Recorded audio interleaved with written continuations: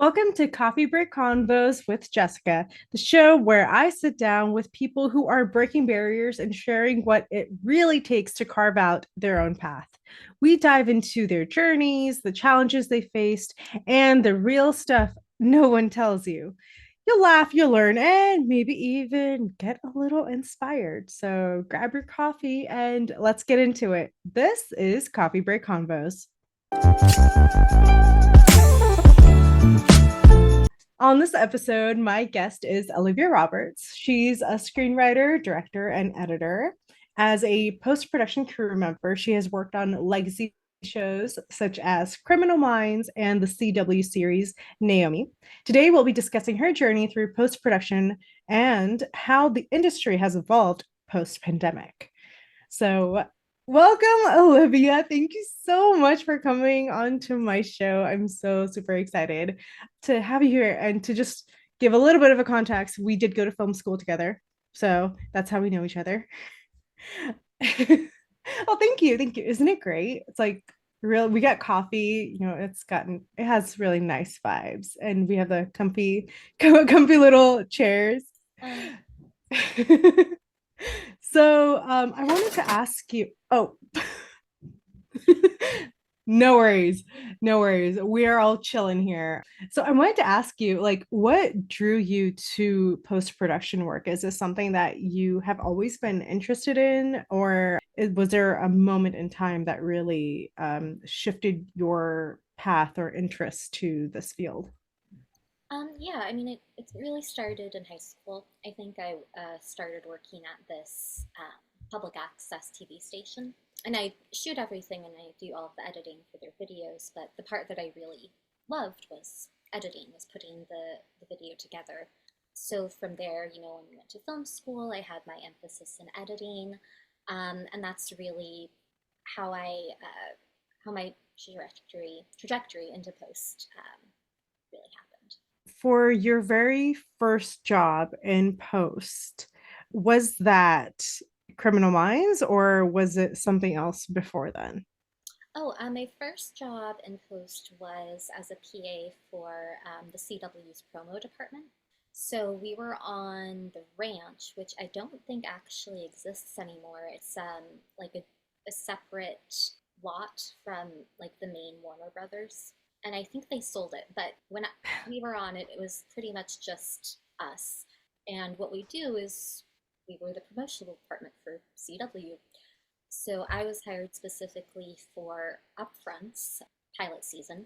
So basically, just getting ready for showcasing the pilots, choosing which ones they were going to go through, and then getting ready for upfronts, which was kind of the big event at the end of that season. Okay, so for anybody who doesn't know what an upfront is, could you explain what that is? So upfronts is when a network basically presents its slates of Oh, shows for the television season. It's when they introduce all of their pilots, when they do a little presentation with the shows that are getting another season, and it's oh, wow. for the journalists and for the network at large, Oh, investors, wow. all those people. Oh, so is that what led you to your Naomi job or your Criminal Minds job, or how did that happen?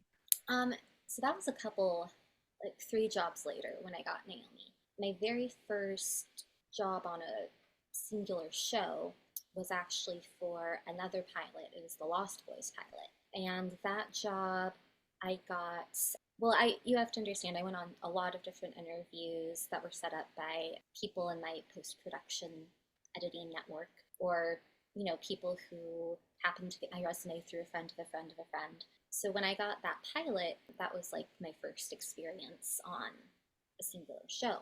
It was also in May 2020. So I only worked on the pilot for 2 weeks and then everything got shut down because of the pandemic. Yeah.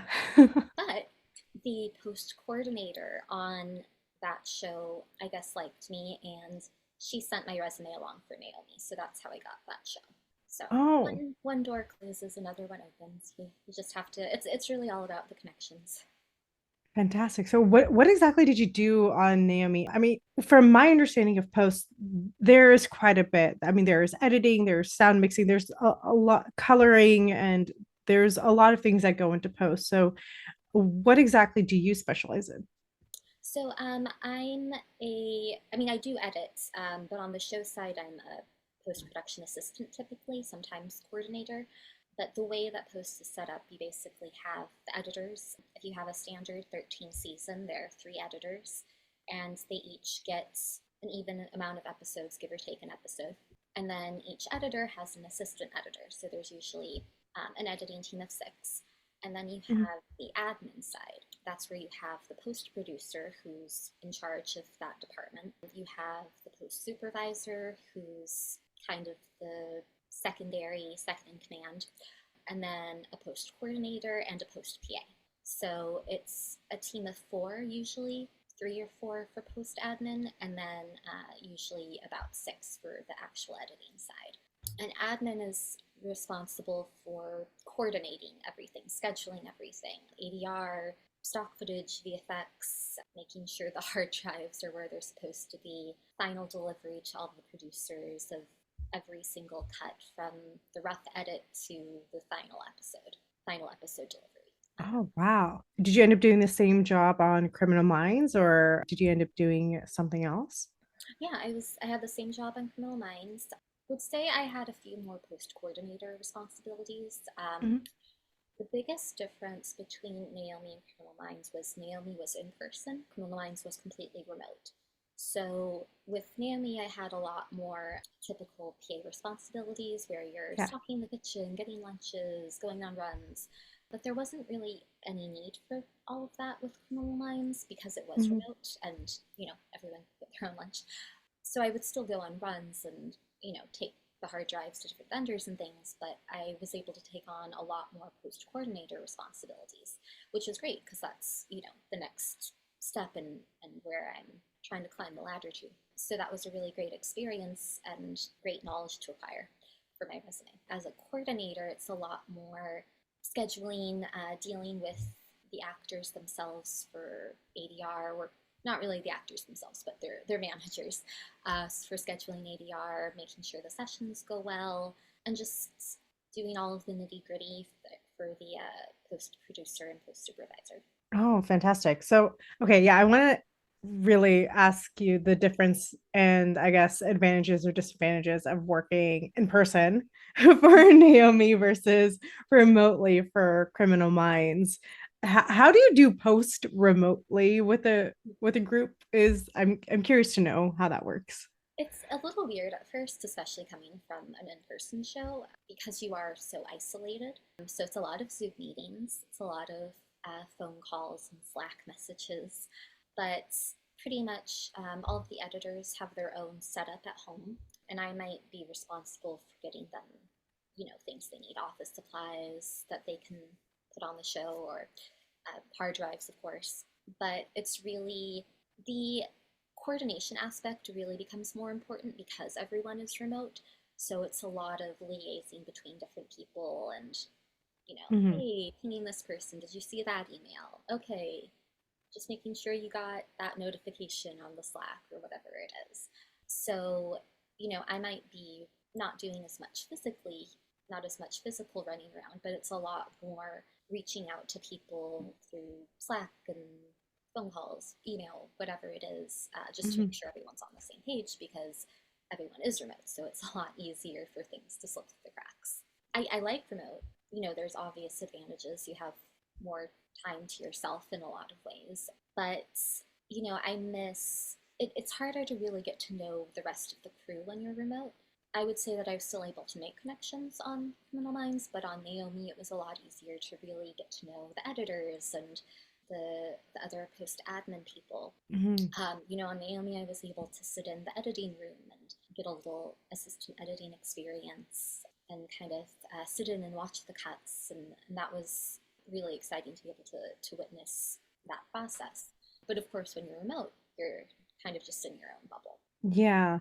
I know you talked about like, like the job responsibilities, and I was wondering, I'm sure somebody's probably wondering of like what like the actual day to day is like what's your morning to evening usual routine of like what goes on as a post-production crew working in the office, or is it remotely? Whichever you, I guess in the office. Yeah, it varies show to show, but generally the first thing is making sure the most important thing when you're in dailies still, or when they're in production still, is making sure the dailies come through. So the dailies are everything that production has shot the day before. Dailies. So, like In on the Monday, name. yeah. I would be the first one in the office, making sure all of the dailies had come through, making sure there weren't any glitches. So I'd literally watch through all of them. And so it's a lot of takes of the same scene, it's all the different coverage. So making sure that everything was in sync. And, occasionally there would be issues. So I'd have to call the dailies house and be like, hey, I think we're missing scene A shot to scene scene A take B. So it's just a lot of quality check. That's one of the main jobs of the PA, I think, is quality check QC. But then, of course, being in person, it's also a lot of maintaining the office space. So making sure everything's clean, the printer has enough paper, crafty. That was actually one of my favorite things to do was crafty, which is buying the food, buying the snacks for everyone. Ooh.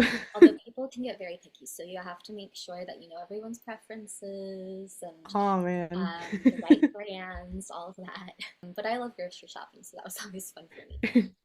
But anyways, after you do dailies, like I said, it's making sure the office is clean and everything. And then usually the day would consist of, I mean, it depends on what stage in the process you're at. The editors would work on cuts as production is shooting, so stock footage would be another big one. All of the stock footage shots that you see in shows are probably sourced by either your PA or your post coordinator. So it would be me and the post coordinator being like, oh, they want a backdrop of a giant mountain to put on the green screen, or we need a shot of the moon to put in the window. Just whatever, like little random thing. Bird's eye shot of a car driving down the highway.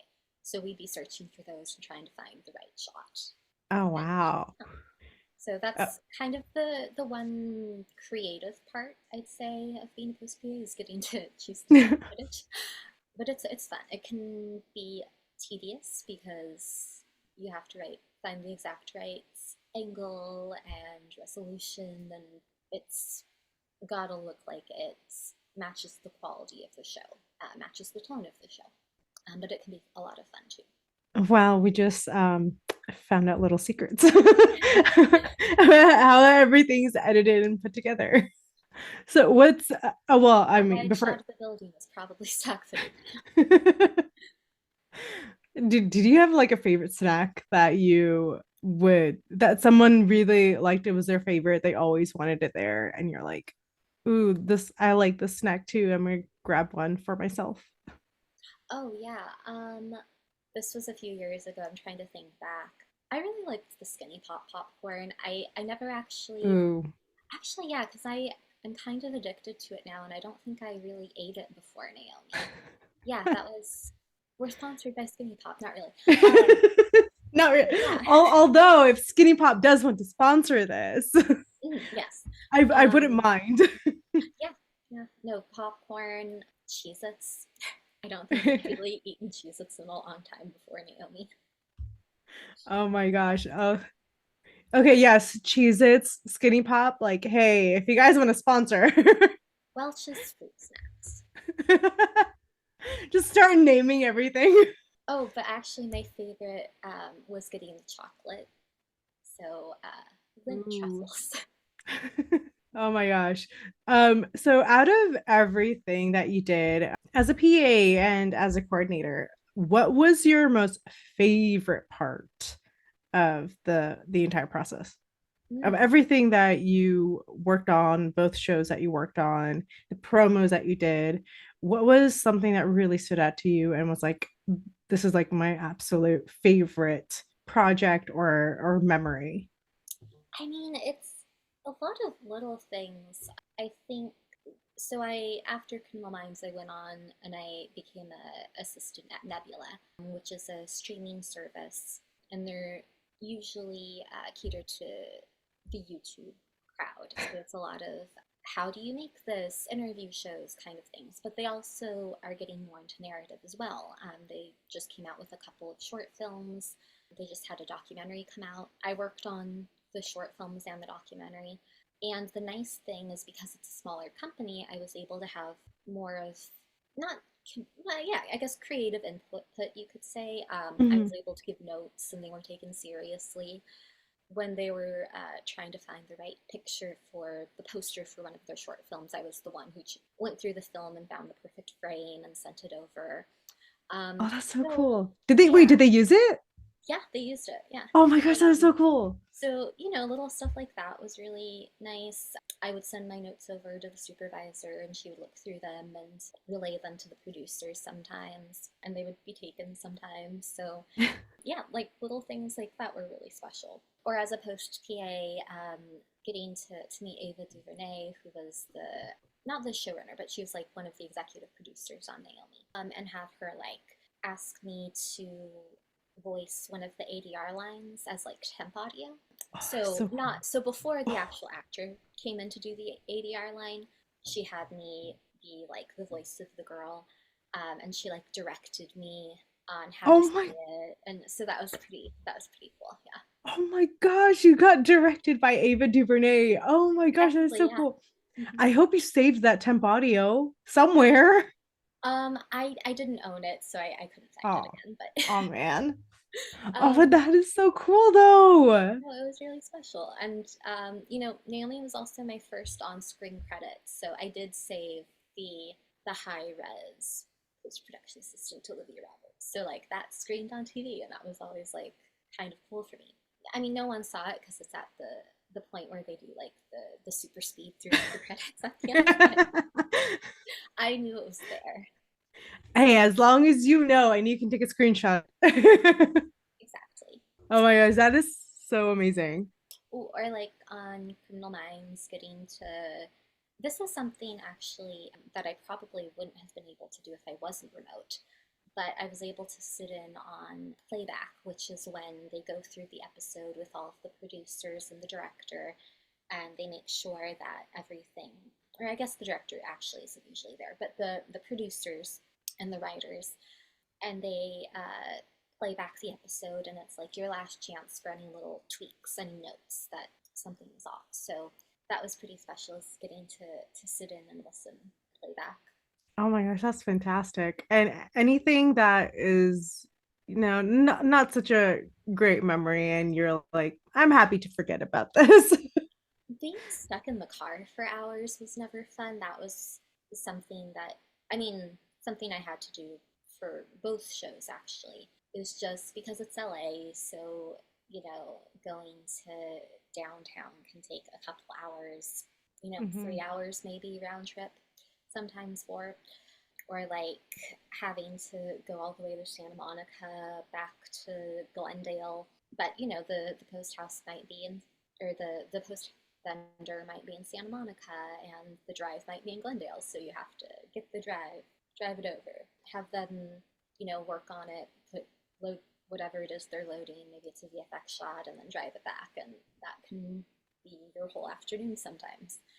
Oh my gosh. So yeah, being stuck in the car for hours on end is probably something I'd like to forget. Yeah, one of the things about LA is the traffic. That's definitely gonna get you.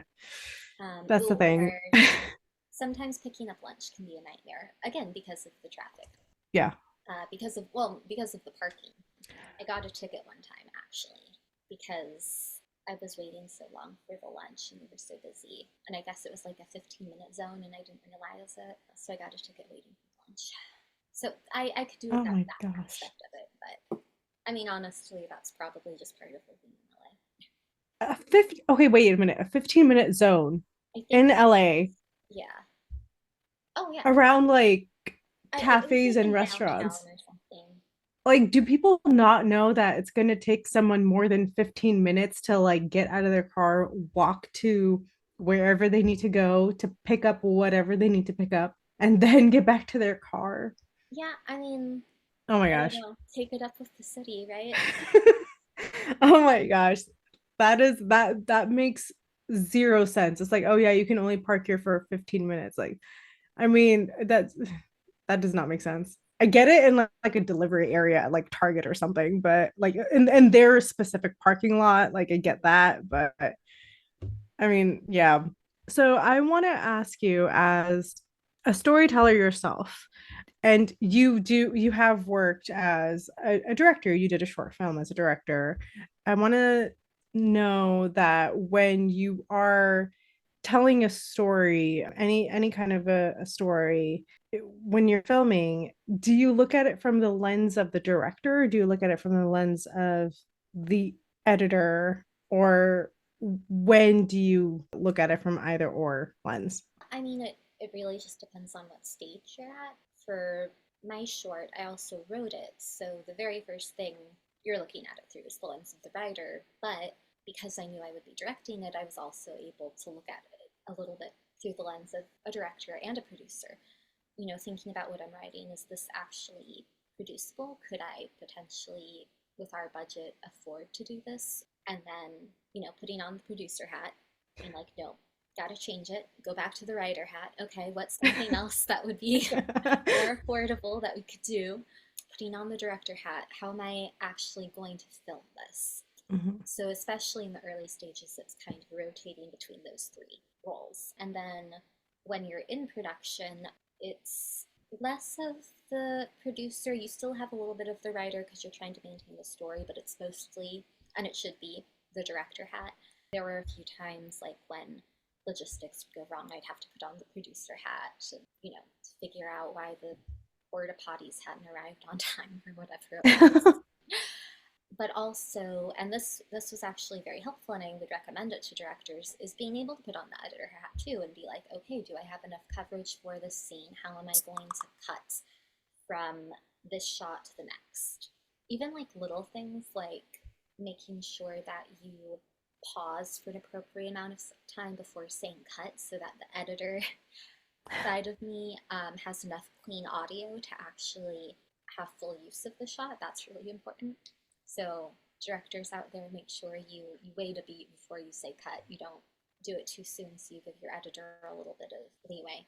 And then, I would joke as I was editing, gosh, this director didn't know what she was doing. Why don't I have this shot?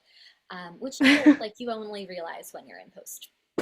But I would say that like being able to edit your own footage makes you a better director and a better storyteller in general. Being able to rotate through all of those four different hats at any given moment is really important. But you need to be able to focus on one thing at a time as well. And that's maybe another danger, is getting distracted by some other aspects when you need to be focusing on the one in front of you.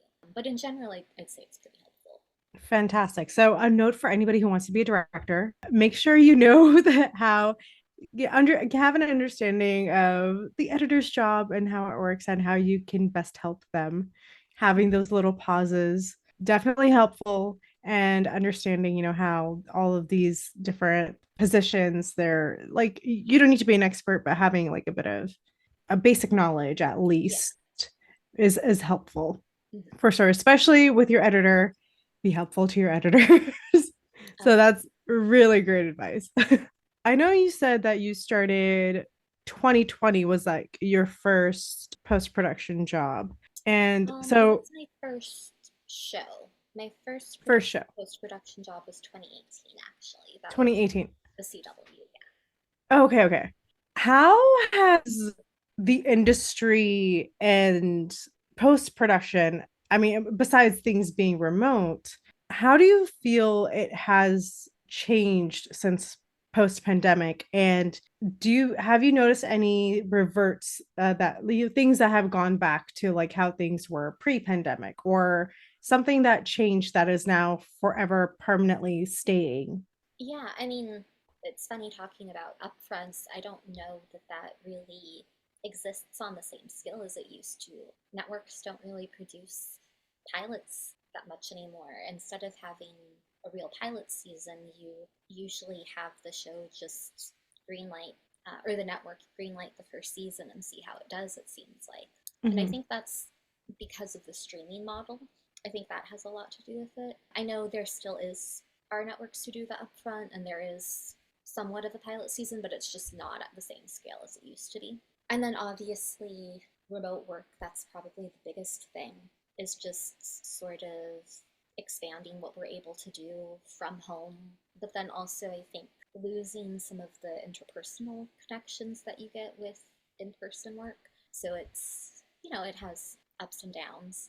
The other thing is, with the pandemic, there just wasn't, well, because it is, I got lucky with Criminal Minds, but because it is remote, a lot of shows felt the need that they didn't need a post PA. So they kind of got rid of the position altogether. And, plus everyone just had less money. So it was like the first position to go. So getting that post PA job was already hard before because you only have one post PA per show.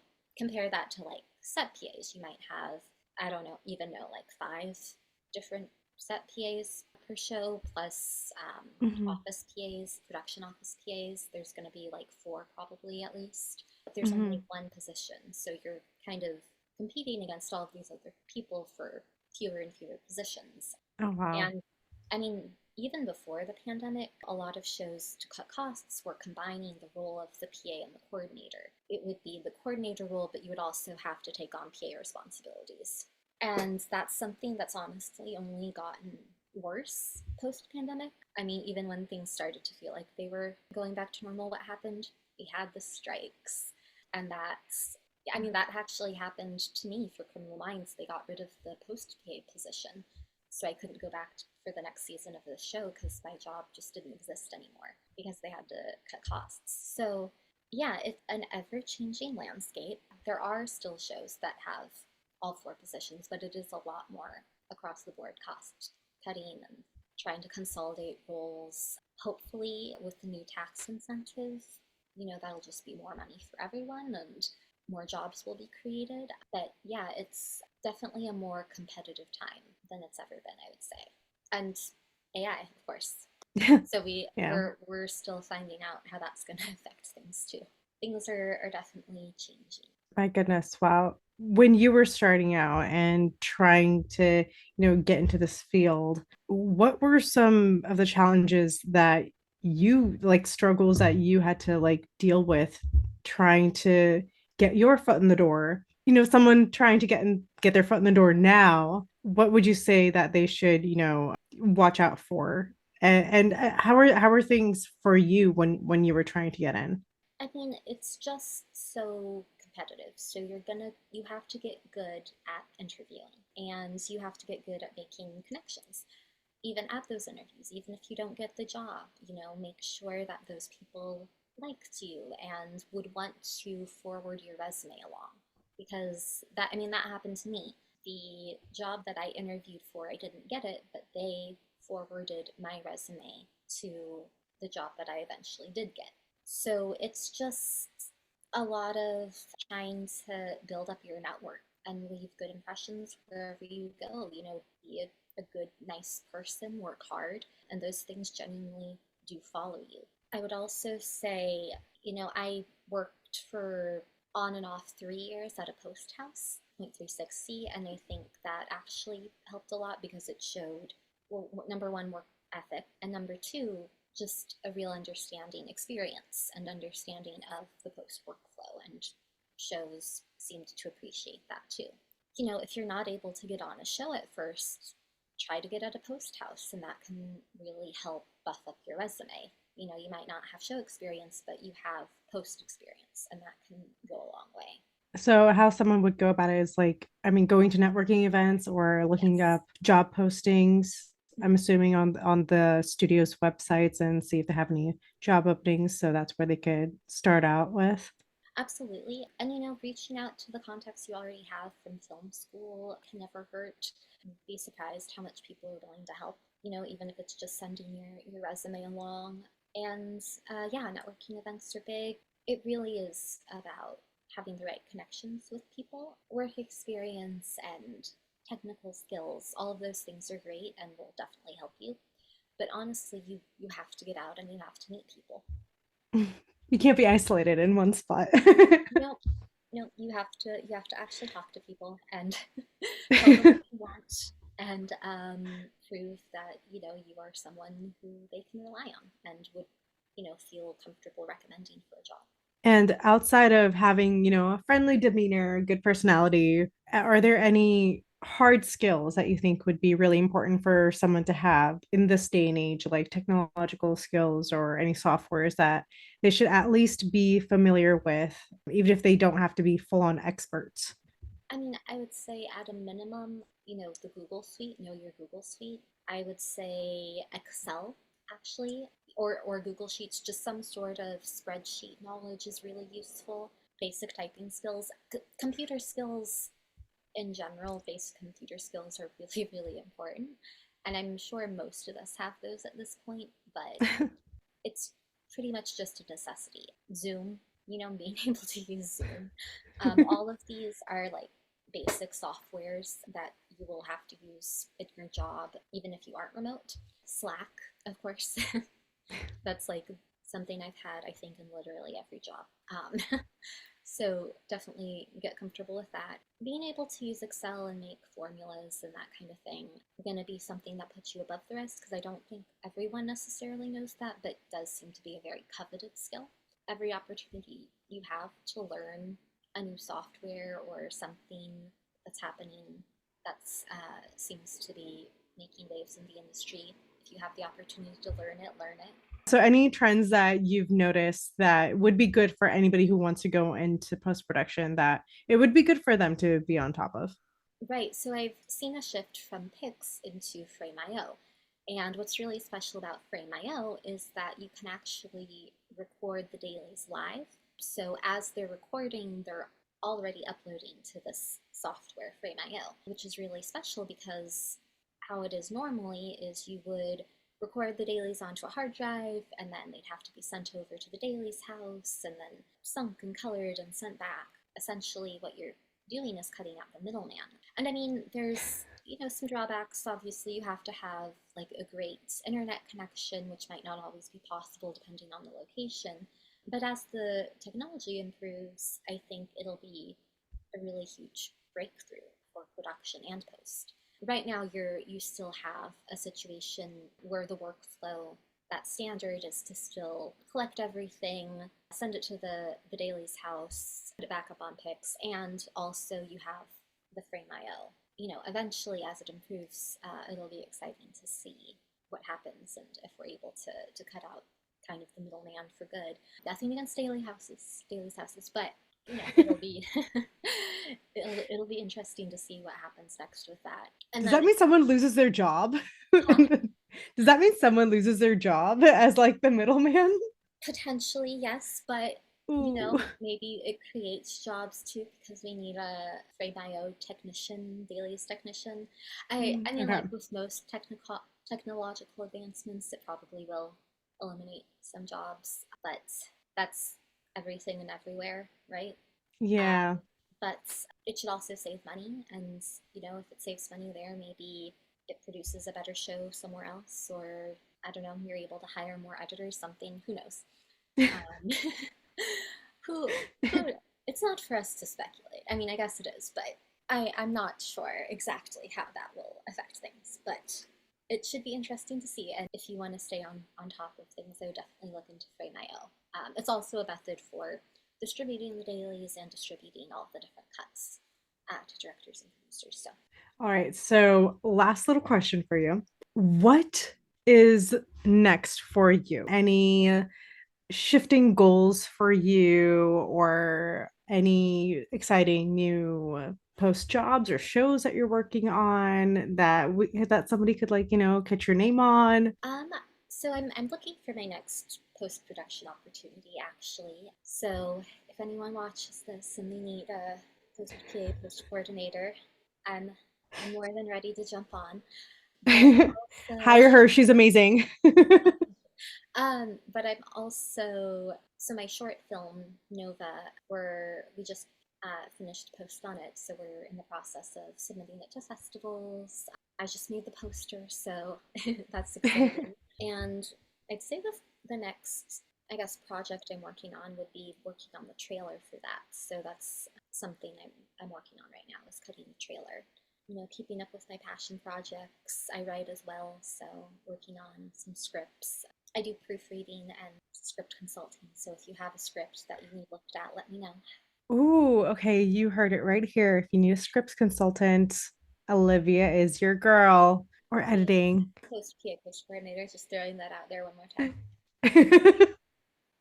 Yes, yes. Well, thank you so much for coming on to my new show and also the first episode of my new show. This was really exciting. And hopefully you enjoyed it. You had a good time. I asked good questions. And honestly, you gave like such amazing answers, like the nitty gritty little details that I'm sure is going to be helpful for anybody who wants to go into post production. And it's these are like the kind of things that you don't really get to hear much. Either you have to either be in it or go to film school to learn these things.